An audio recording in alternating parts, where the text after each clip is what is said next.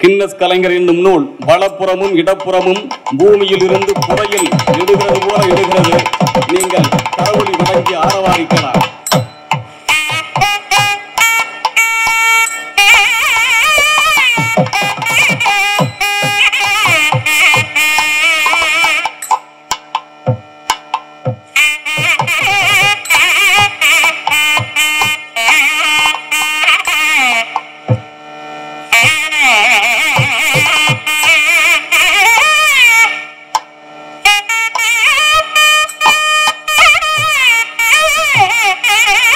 உலகத்தரம் வாய்ந்த ஒரு படைப்பாக கின்னஸ் கலைஞர் என்னும் நூல் உருவாகி இருக்கின்றது.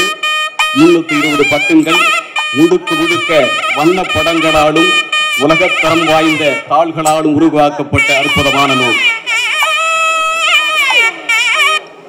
கழகத்தின் பொதுச் செயலாளர் நூலை வெளியிட்ட மாண்புமை அமைச்சர் அவர்கள் இப்பொழுது தலைமை உரை நிகழ்த்த பணிவோடு நாம் அழைக்கின்றோம்.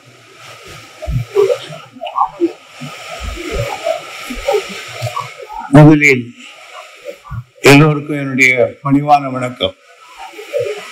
கின்னஸ் கலைஞர்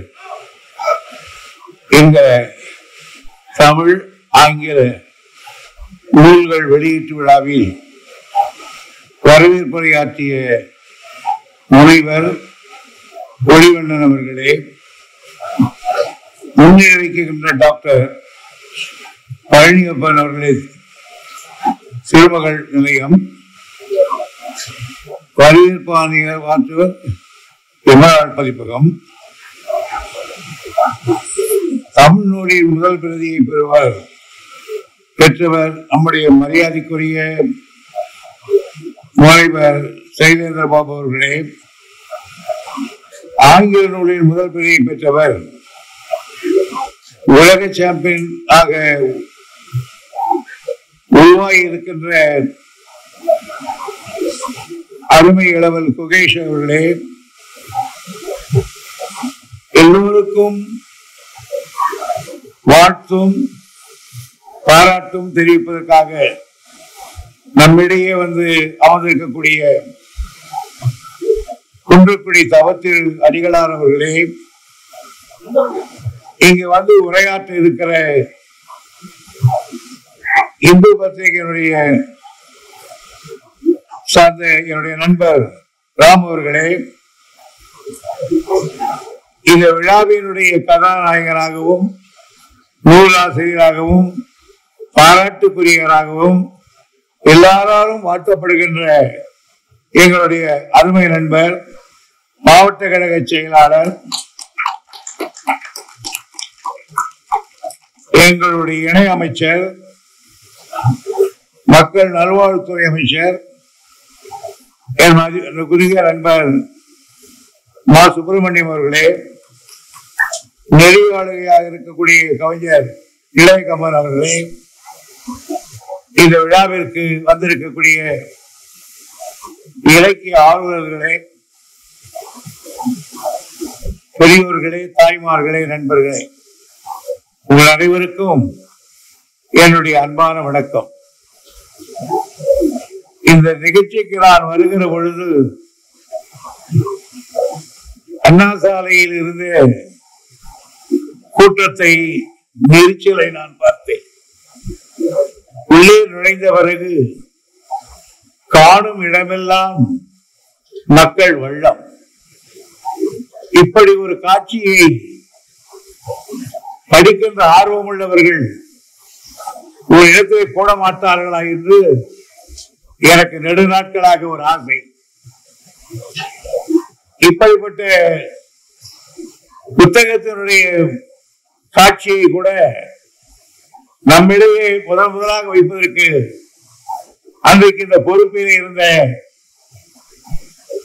பல நண்பர்கள் என்னை அணுகிய பொழுது அவர்களுக்கு என்னுடைய துறையின் சார்பாக பல வசதிகளை செய்து கொடுத்தேன். கலைஞர் இடத்தில் அழைத்து கொண்டு போய் இந்த வெளியீட்டாளர்களுக்கு ஏதாவது செய்ய வேண்டும் என்றேன். அவருடைய நிதியில் இருந்து 1 கோடி ரூபாயை வாங்கி கொடுத்தேன். இது எதற்கு என்று கேட்டால் நல்ல ஒரு பப்ளிஷருக்கு கொடுக்க வேண்டும் என்று எல்லாவற்றையும் நான் சொன்னேன். ஆண்டுக்கு ஒரு முறை திருவிழாவில் கூடுகிறீர்கள், முடிந்து போகிறது. அன்றைக்குத்தான் எல்லா பதிப்பகத்தையும் ஒரு இடத்திலே பார்க்க முடிகிறது. ஆனால் இடையில் புத்தகங்களை வாங்க வேண்டுமானால் எமரால்டு எங்கே இருக்கிறது என்று எனக்கு தெரியாது. திருமகள் புத்தக நிலையம் எங்கே இருக்கிறது என்று எனக்கு தெரியாது. அல்லது கேட்டுக்கொண்டு அங்கே போக வேண்டும். அது இல்லாமல் நாங்கள் எல்லாம் ஒரு காலத்தில் கல்லூரி நோட்ஸ் வாங்க வேண்டுமானால் போர் மார்க்கெட்டுக்கு போனால் எல்லாம் கிடைக்கும். இப்பொழுது அது யாருக்கும் தெரியாது. எனவே நான் அன்றைக்கு இந்த புத்தக நிலையத்தாருக்கு சொன்னேன், பர்மனண்டாக வெளிநாடுகளில் இருப்பதை போல ஒரு இடத்தில் நீங்கள் இந்த புத்தக விற்பனையாளர்கள் பதிப்பாளர்கள் அவருடைய கடைகள் அமைய வேண்டும். அதற்காக நான் ஒரு இடத்தை தேர்ந்தெடுத்தேன். எத்ராஜ் காலேஜுக்கு போவதற்கு முன்னால் கூ ஆற்றை ஒட்டி நீளமாக இருக்கிற இடத்தில் அந்த கூ ஆற்றிலே அரசாங்கமே உங்களுக்கு முழு கடையை கட்டி கொடுக்கும். நீங்கள் பர்மனண்டாக வைத்து விட்டால் யார் எப்பொழுது போனாலும் என்ன கடை செய்விட்டால் திருமகள் இல்லாவிட்டால் எமரால்டு விட்டால் இன்னொரு இடம் இது போய் புத்தகங்களை வாங்க முடியும். ஆக அது சரியா இருக்கும் என்று சொன்னேன். ஆனால் அதுக்கு பிறகு இந்த நிர்வாகத்தில் மாறிவிட்ட காரணத்தால் அந்த இடமும் மாறி போய்விட்டது. ஆனால் எனக்கு ஆரம்பத்தில் இது விழாக்குழுவினோடு நான் பல ஆண்டுகள் இருந்த காரணத்தால் இன்றைக்கு வந்து பார்க்கிற பொழுது இவ்வளவு மக்கள் திரண்டிருக்கிறதை பார்த்து இதை படிக்கிற ஆர்வம் வந்திருக்கிறதே என்பதில் எனக்கு மற்றற்ற மகிழ்ச்சி. ஆகையினாலே அந்த கூட்டத்திலே ஒரு மகிழ்ச்சி. இரண்டாவது, இங்கே கின்னஸ் கலைஞர் என்ற நூலினை நம்முடைய மா சுப்பிரமணியம் அவர்கள் எழுதியிருக்கிறார்கள். மா சுப்பிரமணியம் அவர்கள் பல பன்முக தோற்றம் கொண்ட ஒருவர். கலைஞர் அவர்களும் பன்முக தோற்றம் கொண்டவர். கலைஞர் அவர்கள் எழுத்தாளர், கவிஞர், நாடகாசிரியர், சினிமா துறைக்காரர், கட்சி நடத்துகிறவர், பேச்சாளர், அட்மினிஸ்ட்ரேட்டர், நிர்வாகி என்று எந்த துறையில் எடுத்தாலும் அத்தனை துறையிலும் முதன்மையாக நின்றவர் நம்முடைய தலைவர் கலைஞர் அவர்கள். அவருக்கு தெரியாத துறையே இல்லை. எந்த துறையில எப்பட்டாலும் பேசக்கூடிய ஆற்றல் படைத்தவர். அவரை போல் சமய சுத்தமாக விடையடிக்கக்கூடியவர்களை என் வாழ்நாளில் நான் பார்த்ததே கிடையாது. சமய சுத்தமாக அடிப்பார். அது சட்டமன்றத்தில் அவருடைய அந்த அசாத்திய திறமையை பார்க்க வேண்டும். சில நேரங்களிலே ரசிக்க வேண்டும். அவர் முதலமைச்சராகி முதல் நாள் சட்டசபைக்கு வருகிறார். ஒரு கேள்வி வந்தது அவருக்கு, முதலமைச்சருக்கு. நாப்தாவில் இருந்து என்னென்ன துணைப்பொருள்களை தயாரிக்கலாம் என்பது மூல கேள்வி. அதுதான் முதலமைச்சரான பிறகு முதல் கேள்விக்கு பதில் சொல்லுகிறார். நாப்தாவில் இருந்து என்னென்ன பொருள்களை துணைப்பொருள்கள் தயாரிக்கலாம் என்று.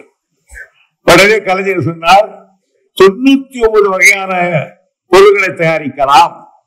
அது எந்தெந்த பொருள் என்று கேட்டால் 99 பொருள்களுடைய பெயரையும் படித்துவிட்டு உட்கார்ந்தார். அரியலூர்ல ஆறுமுகன் ஒரு எம்எல்ஏ இருந்தார். தலைவருக்கு பின்னால்தான் அவருக்கு சீட்டு. அவர் இருந்து ஒரு கேள்வி கேட்டார், பேரவைத் தலைவர்களே, நாப்தாவில் இருந்து என்னென்ன துணை பொருள்கள் தயாரிக்கலாம். அதான் அவர் கேள்வி கேட்டு படிச்சு உட்கார்ந்தார். இது எங்கேயோ கவனத்தை விட்டுட்டு இந்த கேள்வியை திருப்பி கேட்டார். அவர் சொன்னார், எழுது பூரா காது கேட்கும் கருவி செய்யலாம்.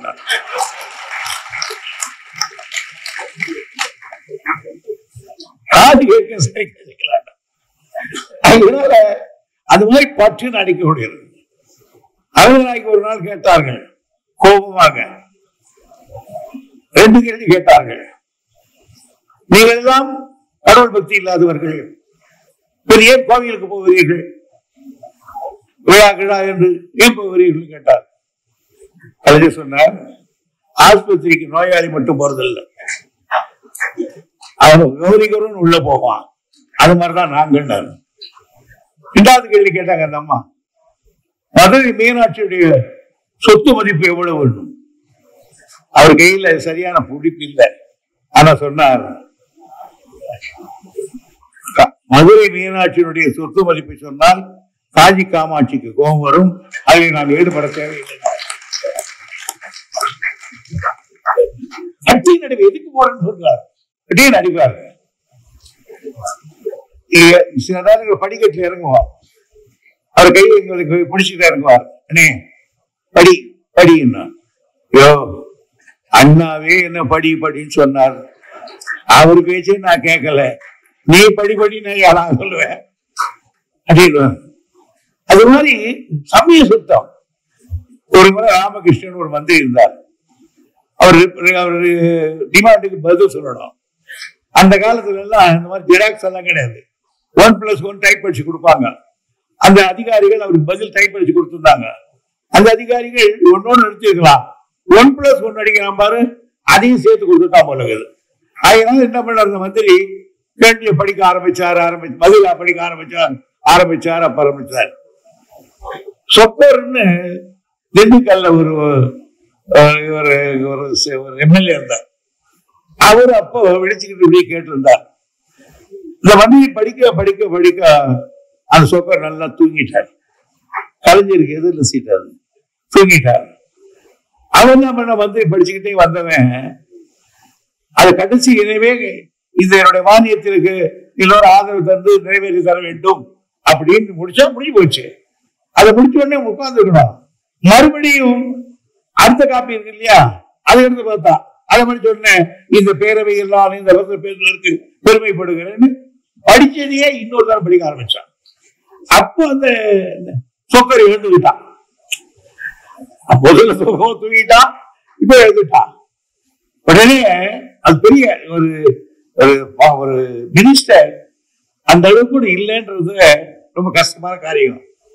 உடனே காங்கிரஸ்காரர் சொன்னார், என்னன்னா மாண்புமிகு அமைச்சர் படித்ததையே திருப்பி திருப்பி படிக்கிறார் என்று கருதுகிறேன். நான் எங்களுக்கெல்லாம் என்ன சொல்றதுன்னு தெரியல. தலைவர் இருந்தார், சொக்கர் அவர்கள், அவர் படிக்க ஆரம்பிச்சு ஒன்று தூங்கிட்டீங்க, ஆகியனால உங்களுக்காக மறுபடியும் படிக்கிறார், இப்போவாது கேளுங்க, இப்போவாது கேளுங்க. உடனே அவருக்கு உடம்பு சரியில்லை, ரொம்ப சீரியஸா போச்சுன்னா கூட்டிட்டு அப்பா ஆஸ்பத்திரியில நிறுத்தணும். அந்த எக்ஸ்பர்ட் சொன்னாங்க, அது போட்டு இருந்தாங்க. எப்பவும் சொல்லுவாங்களா நர்ஸ், நான் சொல்லும் போது மூச்சை நிறுத்தணும். இவர் அது வரையும் பேசாம இருந்தவர், அது நிறுத்தக்கூடாதுன்றது தானே நீங்க வந்துக்கிறேன், நிறுத்தக்கூடாதுதான் நீங்க வந்திருக்கேன். அப்புறம் மூச்சை விட்டுருவாங்க. ஏன்னா ஒரு வே பண்றது முடிவு பண்ணிருக்காங்க. மட்டும் இருந்தபோது ராமச்சந்திராவில் ஆர்பிட்டா இருந்தார். தண்ணிக்காக அந்த நர்ஸ் போயிட்டு வந்தார், கூப்பிட்டாரு பர்ஸ் நர்ஸ், அது போயிட்டு வந்துட்டே இருந்தது. கடைசியில் வந்து நம்ம கவர்மெண்ட் கதை, உன் பேரு காவேரியான்னாரு. இல்ல சார், நான் முஸ்லீம் சார் இருந்தார். ஏன் சார் இருந்தாரு? இது தண்ணின்னு கேட்கற, கொடுக்காம போயிட்டே இருக்கிறேன்.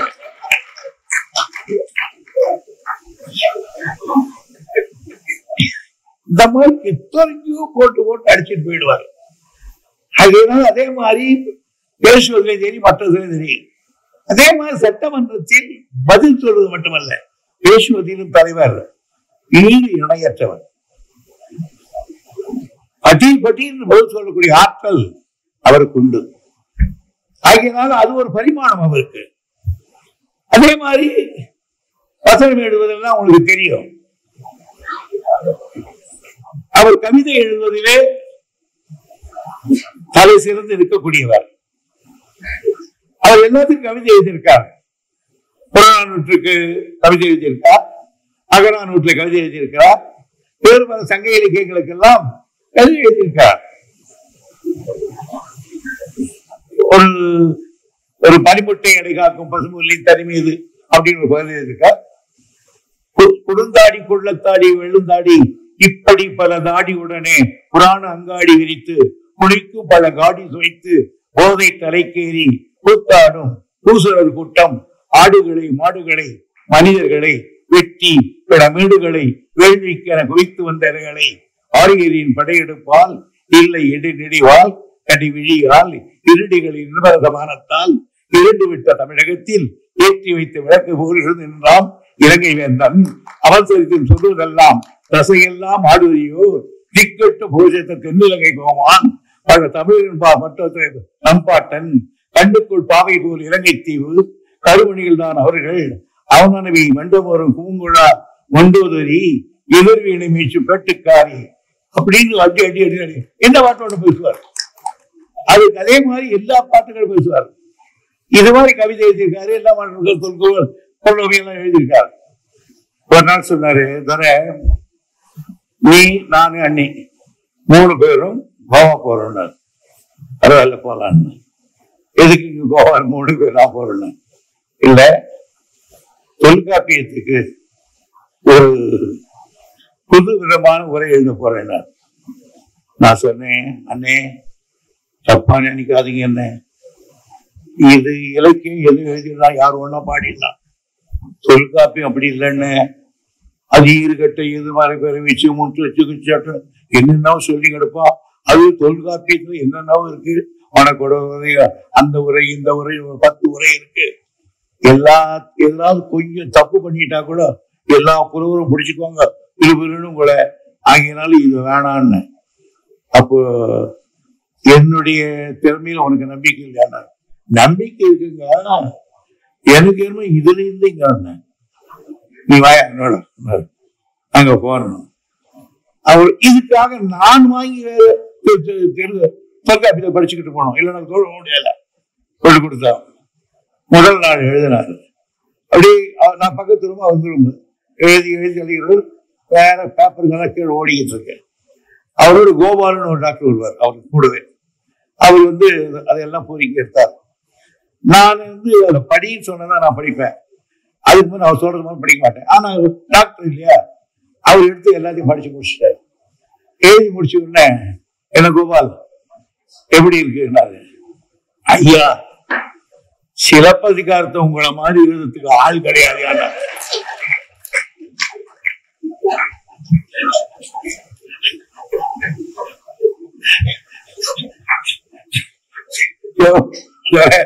என்னையா பண்றது, நான் தான் அப்பவே சொன்னேன்.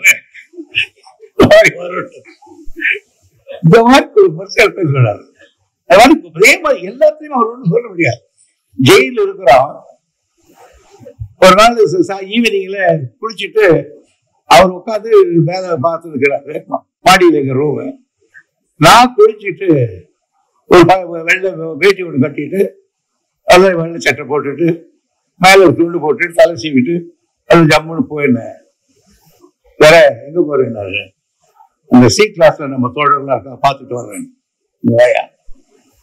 சி கிளாஸ்ல இருக்கிறவன் 4 நாள் ஆச்சு குளிச்சு, அந்த ட்ரெஸ் போட்டு அழுக்காச்சு, அந்த மண்ணில் உருண்டுகிட்டு இருக்கான். அவன் முன்னால் எண்ணி குளிச்சுட்டு பவுடர் போட்டுட்டு வெள்ளை வேட்டியோட போனேன்னா உன்னை பத்தி என்ன நினைப்பாங்க, எப்படி வரும்? போய் எல்லாத்தையும் அவுத்து போட்டு ஒரு லுங்கி கட்டிக்கின்னு ஒரு கட்பரி போட்டுக்கின்னு போ அப்படின்னு சொன்னான். எவ்வளவு பெரிய தியாகி தலைவர் எதையும் சொல்லணும்னா சார். இந்த நம்ம கூட சொல்லியிருக்கிறாங்க, இந்த டிஆர் பாலு அவருக்கும் சரியான சண்டை வந்துடுச்சு. அது இது இவர் சொல்றாங்க, டிஆர் பாலு கொஞ்சம் ஒரு மாதிரியான ஆளு, அது இவங்களுக்கு தெரியும். ஆனா ஒரே அதான் பேசுறான். அது சொன்னாரு, கடைசி சொன்னாரு, நீ தலைவனா நான் தலைவனா படா அப்படின்ட்டு அவருக்கு போயிட்டாரு. பேசாம எனக்கு தெரியாது சொல்றாங்க அப்படின்னு சொல்லிட்டு நான் குளிச்சுட்டு வரேன். போயிட்டு வந்தவர் குளிக்க கூட இல்லை, திடீர் வந்துட்டாரு. என்ன குளிக்கலையான்னு, இல்லையா, நான் குடிக்கிறதுக்கு போனேன், அங்க அவனும் நானும் சண்டை போடுறத பத்தி திங்க் பண்ணேன், அவன் சொன்னதுதான் ஏன் கரெக்டு அப்படின்னாரு. இப்ப என்ன இருக்குன்னு தப்பியா, நான் தானே தப்பா போயிருக்கானு. அவன் எங்கன்னா இருப்பான் கூப்பிடுனாரு. அவன் நேரத்துக்கு தாம்பரம் தாண்டி இருப்பாங்க, அவன் கூப்பிட்டுறேன். அவனை கூப்பிட்டேன், அவன் வரலன்னா இது பால் வந்தான். வந்து நின்ன உடனே பால் சொன்னார், தலைவர் சொன்னாரு, பாலு என்னை மன்னிச்சிடுப்பா, நான் தப்பா சொல்லிட்டேன். எந்த தலைவனுக்கு சார் எந்த தலைவனுக்கு? அதே மாதிரி தென்காசி பக்கத்துல ஒரு சிந்தாமணின்னு ஒரு ஆள், பழைய கட்சிக்காரன், அடிக்கடிக்கு தலைவர் வந்து பார்ப்பான். அவர் கொண்டு கூட ஏதோ பெரியார்வன்னு எனக்கு போகிறது. அவரு நானும் தலைவர் மட்டும்தான் அன்னைக்கு ஆபீஸ் போறோம். நான் உள்ள நுழையும் போதே தலைவர் மூடே சரியில்லை. போகும்போதே போன உடனே அவன் அந்த தலைவர்கிட்ட கொஞ்சம் உரிமையா இருப்பான். அந்த உரிமையில ஓடு கத்தி ரகலை பண்ணி அழுகுறான். அவரு கலைஞ்சிருக்கோம் வச்சு கீழே வாங்க வந்தோன்னு ஆய்வுன்னு போய் திட்டாரு. அவன் அழுதுகிட்டே போயிட்டான். அப்படியே உட்கார்ந்து ரொம்ப நேரம். வேற நான் அவனை ரொம்ப திட்டா பண்ணாரு. அவளை திட்டிருப்பீங்க கூட்டம். அவன் போயிட்டு இருப்பான். ஐயோ எங்கேயாவது இருப்பான் கூட்டம். அவன் போன ஆட்டோ நின்று இருந்தான், பிடிச்சுன்னு வந்த உள்ள. அவன்கிட்டே ஆகும், சுவாமினி நான் ஏதோ ஒரு மூடுல உனக்கு வச்சுட்டேன், என்னை மன்னிச்சுக்கோ, என்ன விஷயம் வந்தேன். ஆக ஒரு ஈடு இணையில்லா தலைவன், தன் தவறுக்குள்ளும் சொந்தங்கிட்ட மன்னிப்பு கேட்கிற பண்பாடு உள்ள உலகத்துல ஒரே ஒரு தலைவர், அந்த தலைவர் தான். வேற யாரும் செய்ய மாட்டான். தலைவர்கள் வந்து அவர் செய்ய மாட்டான். நான் நேருவின் கடிதங்கள், காந்திக்கு எழுதின கடிதங்கள்லாம் படிச்சிருக்கேன். பல இடங்கள்ல நேருக்கும் காந்திக்கும் பயங்கரமான சண்டை வருது. அவர் ஒரு நாள் கேட்கிற, நேரு சொல்றாரு, காந்தி சொன்னாரு, எனக்கு பிடிக்கலன்னா நீ என்னை பத்தி ரெசல்யூஷன் கொண்டு வான்னு பேச கூட அளந்துட்டான். ஆனா அவங்க கூட அப்படி செய்யல, நம்முடைய தலைவர் செய்திருக்கார். இரண்டாவது, அவர் ஒரு தலைவர் மட்டுமில்லை சார், உலகத்தில் மனிதாபி மிக்க ஒரு தலைவன் அவர்தான். யாராவது இந்த பிச்சைக்காரன் இந்த ரோட்ல அறையிறான அவனை பத்தி யாராவது நினைச்சு பார்த்தார்களா? அவர் தான் நினைச்சு பிச்சைக்காரர்களை கொண்டு ஒரு இடத்துல உட்கார வச்சு அவங்க சோறு போட்டார். அவனுக்கு கூட பரவாயில்ல. இந்த தொழுநோய் இப்ப பாதி குறைஞ்சு போச்சு ஊர்ல. முன்னெல்லாம் கிராமத்துல தெருவுக்கு ஒரு தொழுநோய் இருப்பான். அந்த மாதிரி தொழுநோய் இருக்கிற பார்த்து அவனையும் கரம் பிடித்து அழைத்து மேடையில ஏற்றி ஒரு ஃபங்க்ஷன் பண்ணிட்டு அவர்களுக்கெல்லாம் கூட ஒரு ஷெல்டரை உருவாக்கி காட்டினாரே, அது எவ்வளவு பெருசு. மனிதனை மனிதன் இழுக்கலாம் என்பதற்காக அந்த மனிதனை எடுக்கிற அந்த ரிக்ஷாவை உழித்து காட்டினாரே, எவ்வளவு பெருது. யாருக்காவது ஊனமற்றவர்கள் என்று சொன்னார்களே, மாற்றுத்திறனாளி என்று பெயர் வைத்து அவர்களுக்கெல்லாம் உதவினாரு. இந்த மனிதாபிமானம் வேறு யாருக்காவது வந்திருக்கிறதா? இன்னும் சொல்ல போனால், ஆணும் இல்லாமல் பெண்ணும் இல்லாமல் இடைநிலை இருக்கிற போது ஒரு சமுதாயத்திலே சில பிறவிகள் பிறந்து விடுகிறார்கள். அவர்களை இந்த சமுதாயம் நடத்துகிற விதத்தை பார்த்தால் மிக கேவலமாக இருக்கும். ஆனால் அவர்களை எல்லாம் செல்ல பயிரிட்டு அவர்களுக்கென்று விடுபட்டு இன்றைக்கு அதை உத்தியோகத்துக்கு கூட வரக்கூடிய அளவுக்கு திருநங்கைகளை கொண்டு வந்திருக்காரு. இந்த மனிதாபிமானம் வேறு யாருக்கு இருக்கும் என்று கருதுகிறீர்கள்? ஆயிரம் செய்திருக்கிறார், சட்டமன்றத்தை நிர்வாகம் பண்ணி இருக்கிறார், கட்சி நிர்வாகம் பண்ணி இருக்கிறார். ஆனால் காலா காலத்துக்கு கடந்து சமுதாயத்தை கடந்து நிற்கணும். நீ ஒண்ணும் வேணாம். ஒரு ஒரு எப்பவுமே ஒரு சாதனையை சொன்னா இது என் சாதனைன்னு சொல்லிக்கிட்டு இருப்போம். பக்கத்துல இன்னொருத்த கோடு போடுறோம் பெருசா, இது சின்னதாயிடும். கோட்டுக்கு பக்கத்துல பெரிய கோடு போட்டா சின்ன கோடு. இப்ப நம்ம 1000 ரூபாய் கொடுக்கறோம்னு வச்சுக்கோ, இன்னொருத்த 1500 ரூபாய் கொடுத்தா இது சின்னதாயிடும். ஆனா அப்படி சில சாதனைகள் மறுக்கும். இன்னைக்கு பாருங்க, எல்லா வீட்டுக்கும் டிவி கொடுத்தாரு. இன்னைக்கு எல்லா ஊர்லயும் என் கிராமத்துல எல்லாம் இன்னும் அந்த டிவி அதான் வச்சு ஓட்டுறாங்க. மக்கள் கால் செய்திருக்கிறது தொண்டுகள். அது மட்டும் இல்ல, அரசியல் ஒரு ஆண்மை வேணும், அது தலைவருக்கு தான் உண்டு. எந்த காலத்திலும் சுயமரியாதையை விட்டுக் கொடுக்க கூடாது எங்களுக்கு சொல்லிக் கொடுத்த பாடம். 53 ஆண்டு காலம் அவருடைய மடியிலே நான் இருந்தேன். சட்டசபையிலே கிட்டத்தட்ட 56 வருஷம் இருக்கார், கிட்டத்தட்ட 53 வருஷங்களுக்கு இருக்க. அவருடைய எதுக்கும் துணிஞ்சி நிற்கக்கூடியவர்.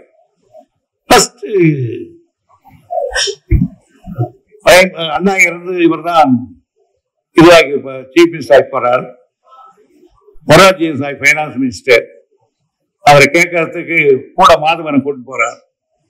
5:15 டைம் கொடுத்திருந்தார். யாரு? மொரார்ஜி தேசாய். ஒரு 5 நிமிஷம் லேட் ஆயிடுச்சு. 5:20 ஆயிடுச்சு. உடனே அந்த 5 நிமிஷம் லேட்டா பாக்கிறத உடனே மொரார்ஜி தேசாய் சொன்னார், நீங்க எந்த பெரிய லீடரா? நான் உங்களை கூட்டு வேலைக்காரனா? நான் காத்துக்கிட்டு இருக்கணுமா? 5 நிமிஷம் கொடுத்தா நான் காத்துனுக்கிறேன் அப்படின்றார். அது சொன்னார், முள்ளின் மீது உட்காருவதை போல் அந்த நாற்காலியில உட்கார்ந்தேன் சொன்னாரு. எதுக்காக வந்தீங்க? அப்பதான் முதலமைச்சராகி போயிருக்கார், வாழ்த்து கூட இல்லை. எதுக்காக வந்தீங்க? பணம் கேட்க வந்தோம். ஆமா, பணம் என் வீட்டு தோட்டத்துல காய்க்குது, அறுத்து கொடுத்துருவோம். உடனே சொன்னார், இனி இவன் ஓடக்கூடாதுன்னு. பணம் காய்க்கிற மரமே உலகத்துல கிடையாது, இது தெரியாம இருக்கிறார் ஒரு நிதி மந்திரி, அது எப்படி கிடைக்கும் சொன்னார். அன்னைக்குதான் பயந்தார் மொரார்ஜி தேசாய். இவர் அண்ணா இல்ல, இவர் கலைஞர்.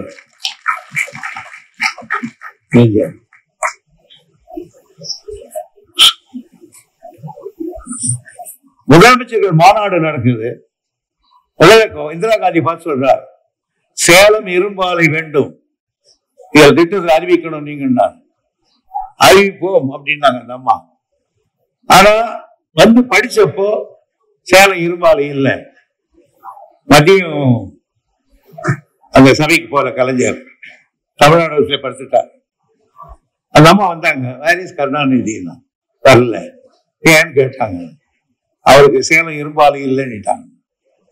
உடனே அந்த அம்மா போன் போட்டு, please Karunanidhi, please come, I am going to Salem இரும்பாலை சொல்ல போறேன், தயவு செய்து இரும்பாலை அறிவிக்கிறேன் வாங்கன்னு ஒரு பிரைம் மினிஸ்டர் கூப்பிட்ட பிறகுதான் மறுபடியும் சேர்க்காடு போறது. அவரு பண்றாரு, நேரா போறாரு. முதலமைச்சர் பிரைம் மினிஸ்டர் கிட்ட எங்க வந்தீங்கன்னு கேட்டார். அதாவது ஜனாதிபதி தேர்தல் வருது இல்லையா, அதை பத்தி பேச வந்தேன்னாரு. என்ன சொல்ல போறீங்கன்னாரு. இல்ல நீங்க என்ன சொல்ல போறீங்கன்றதுக்காக மாத்து சொல்ல போறேன். என்னன்னா, வழக்கமா பிராமணர்களையே தான் நீங்க பிரசிடண்ட் ஆக்கிட்டு வர்றீங்க, ஒரு நான் பிராமின் ஆக்கணும் என்ன அப்படின்னாரு. அந்த துடிச்சு போய், நான் பிராமினா யார் இருக்காங்க அப்படின்னா. உடனே சொன்னார், ஜெயின் சிங் இருக்காரு எங்ககிட்ட, ஓம் அவரு தான் என்ன. உடனே தவானை கூப்பிட்டு அவரு ஜெயின் சிங் ஓம், ஆமா அவர் தட்டாரு. அதுக்கப்புறம் தான் ஜெயின் சிங் முதல் முறையாக அந்த பிராமண சாம்ராஜ்யத்தை மாற்றி நான் பிராமின் காட்டப்பட்டார். ஆக கலைஞருடைய எழுத்துக்கள் எல்லாவற்றையும் பார்க்கணும். அது எழுத்தே எப்படி இருக்கும்? அவருக்கு ஒரு வரியில எழுத முடியும், 1000 வரியில எழுத முடியும். அதனால அவ்வளவு சக்தி படைத்தவர் அவர். அத்தகைய ஒரு தலைவர். அவர் ஒண்ணு கின்னர்ஸ் அவருக்கு தேவையில்லை, கின்னர்ஸுக்கு தான் அவர் தேவை. அந்த கின்னர்ஸ் கலைஞர் பேரு போட்டா அந்த கின்னர்ஸுக்கு மரியாதை. அது கின்னர்ஸ் இது போட்டுக்கிட்டாருன்னா இவருக்கு மரியாதை அல்ல. ஆனால் நம்ம சுப்பிரமணியம் அவர்கள் தலைவர் இடத்திலேயும் இன்றைக்கு இருக்கிற தலைவர் இடத்திலேயும் பக்தி கொண்டவர் என்று நான் சொல்லுவேன். சுப்பிரமணியத்தில் அப்படிப்பட்ட ஒரு அடக்கமானவர். ஆனால் நிர்வாகத்திலே புலி. சட்டசபையில் கேட்டால் மொத்தம் எவ்வளவு ஊசிகள் போடப்பட்டது கொரோனாவில் என்று கேட்டால் அதை விசுகாம சொல்லக்கூடிய ஆற்றல் படைத்தவர். எத்தனை கேள்விகள் யார் கேட்டாலும் அந்த கேள்விகளுக்கு விளக்கமாக பதிலளிக்கக்கூடியவர் நம்முடைய சுப்பிரமணியம் அவர்கள். கேள்வி கேட்கும் போது ரெண்டு வகை உண்டு. அவன் கேட்டவனுக்கு முடியாம சொன்னவனுக்கு முடியாம சொல்லுவான் சில பேர். ஆனா அப்படி அல்ல சுப்பிரமணியம். ஒரு தெளிவாக எடுத்து அவருக்கு மருந்து கொடுப்பதை கொடுத்து அந்த கேள்விக்கு பதிலளிக்கக்கூடிய ஆற்றல் படைத்தவர். அவருக்கு என்னுடைய லட்சியம் வந்து உட்காந்தீங்களா, அவருடைய லட்சியம் மார்த்தானிலே ஓடுவது. ஆனால் என்ன வந்து கேட்டால் இங்கே கூட யாரோ சொன்னார்கள், அவர் மார்த்தானிலே ஓடக்கூடிய அளவுக்கு இடையில அவர் ஒரு உடல்நிலை ஏற்படவில்லை.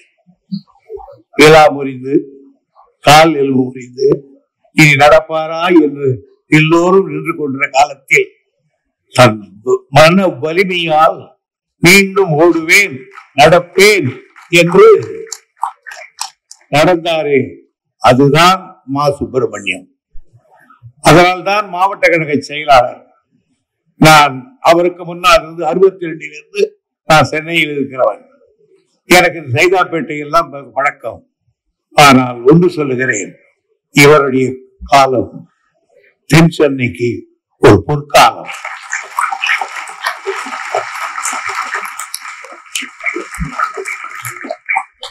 நான் ஒரு சக அமைச்சராக இருந்து, ஒரு மூத்த அமைச்சராக இருந்து நான் சொல்வதிலே பெருமைப்படுகிறேனே தவிர ஆயத்தப்படவில்லை.